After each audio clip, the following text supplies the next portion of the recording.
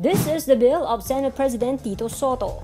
Sotto's Senate Bill number 1967 seeks to renew the franchise of ABS CBN.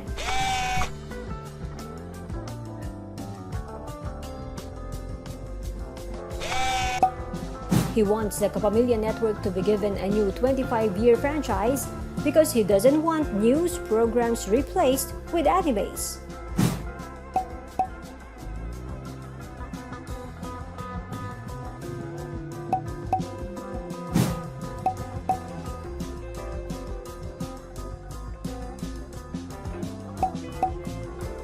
The Kapamilya Network's franchise lapsed last May 2020.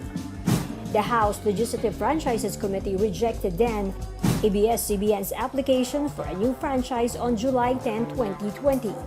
Sotto said that with the new House leadership under Speaker Lord Alan Velasco, he is hopeful that there is a better chance for the bill to pass in Congress.